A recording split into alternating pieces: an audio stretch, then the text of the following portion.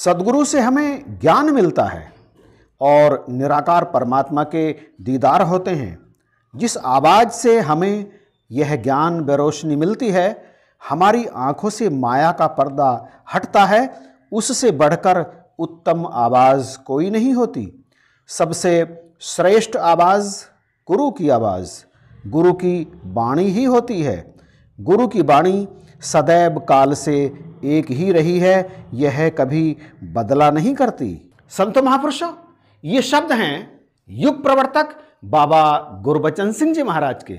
इनके इन शब्दों को फिर से दास आपके सामने दोहरा दे। गुरु की वाणी सदैव काल से एक ही रही है, यह कभी बदला नहीं करती। वर्ष बदल जाते हैं, सदियां बदल जाती हैं, युग बदल जाते हैं, परंतु नहीं कुछ बदलता तो वह है सतगुरु का संदेश, सतगुरु की वाणी, सतगुरु की आवाज़।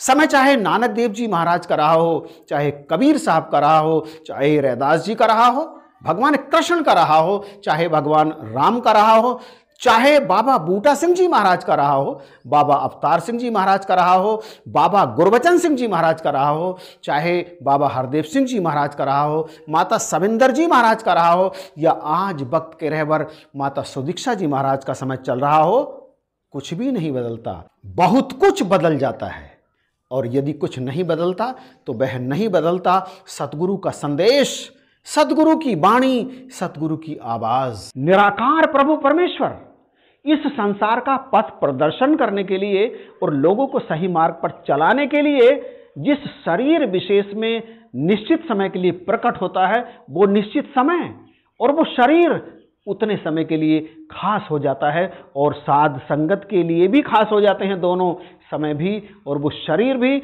जिसमें निराकार प्रभु सद्गुरु रूप में प्रकट होता है। 1963 से लेकर 1980 के बीच का वो समय जिसके ये मालिक थे, उस समय में इन्होंने आम जनता के लिए और समस्त मानवता के लिए क्या आदर्श स्थापित किए, क्या शिक्षाएं दी, और स्वयं अपने जीवन में जिसे इन्होंने जी करके दिखाया, उसकी छोटी सी झलक यहाँ मानव एकता दिवस के खास पर्व पर दास आपके लिए लेकर के आया है। तो आप इस वीडियो को बड़े ध्यान से देखिएगा। प्रभु का नियम भी युग युग अटल रहा है।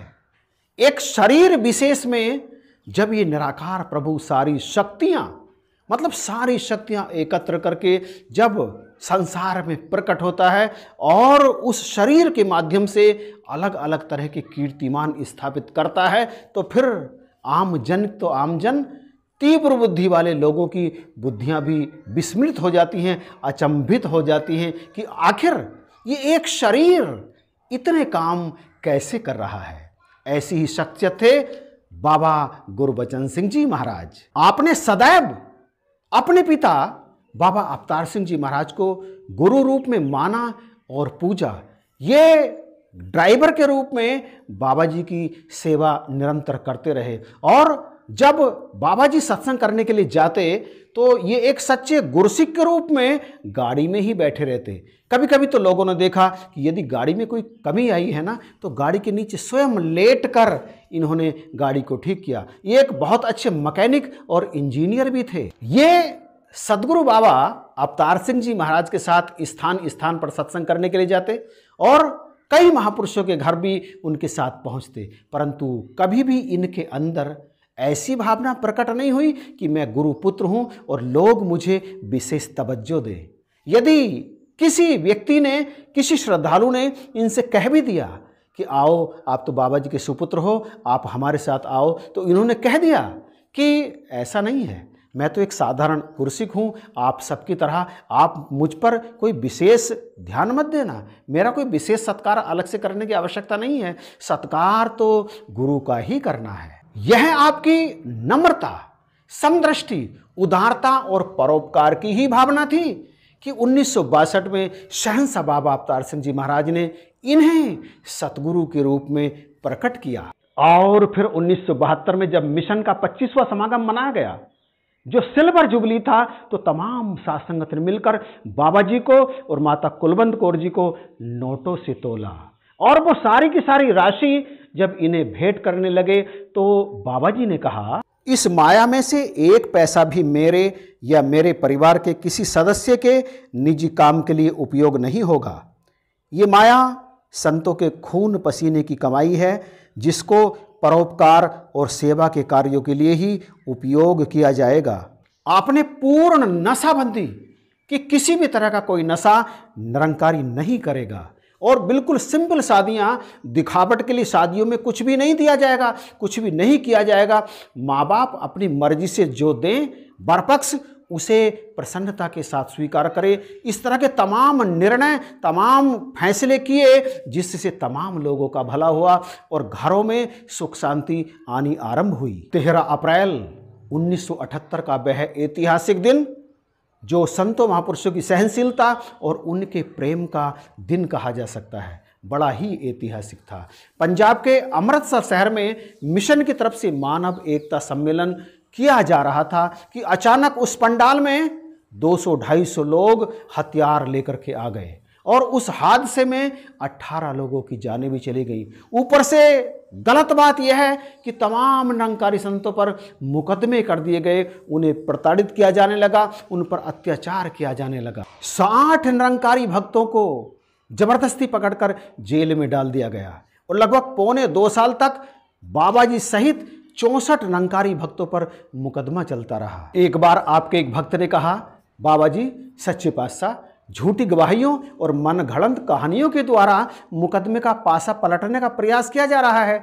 इस पर आपने मुस्कुराते हुए गंभीर वाणी से कहा, घबराइए नहीं, पैसे वो खर्च करते हैं, तकलीफ करके गवाह आदि लेकर के आते हैं, वे झूठी गवाहियां ही सच से पर्दा उठाएंगी। बाबा जी की इन रहस्यमयी बातों का तब पता चला जब उन सारे झूठे गवाहों की गवाहियों ने ही मिशन को विजय दिलाने में ऐतिहासिक भूमिका निभाई।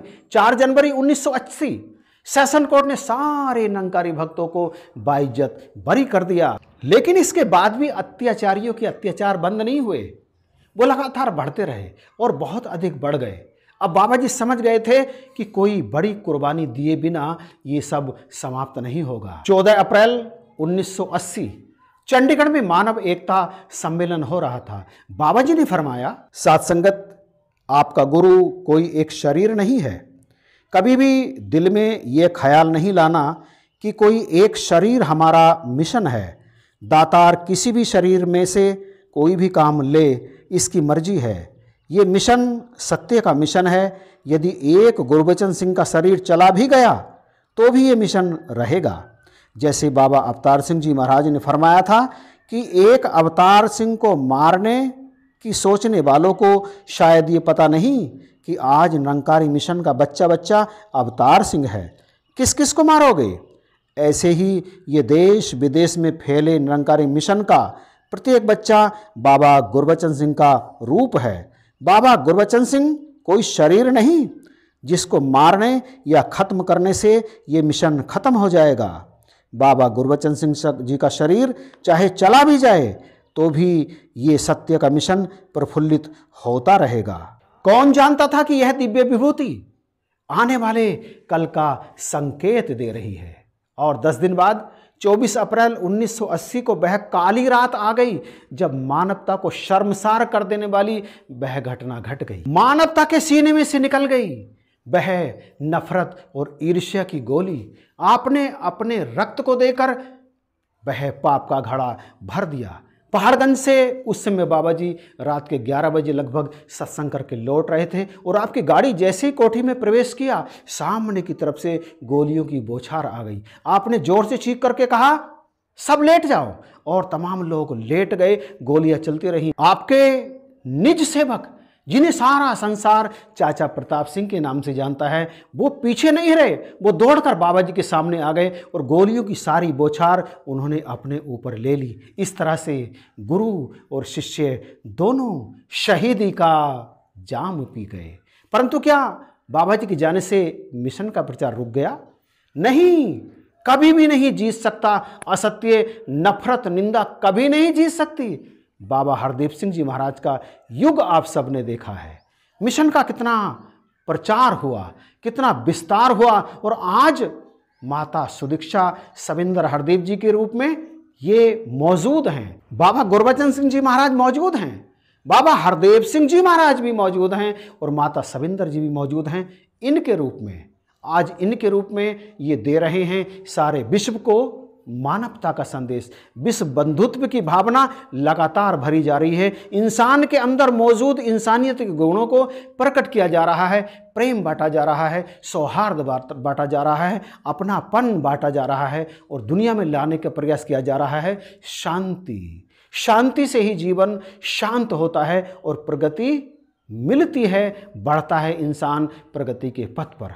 तो बख्शिश करो, कृपा करो, ये संदेश मिशन का, ये संदेश सतगुरु का हम सबको भी विश्व के कोने कोने तक पहुंचाने में इनका योगदान करना है, तभी हम बन पाएंगे मिशन के सच्चे गुरसिख। तो इन्हीं शब्दों के साथ आपसे इजाज़त चाहूँगा। आप सभी को प्यार भरी नमस्कार, धन्यवाद और जय हिंद।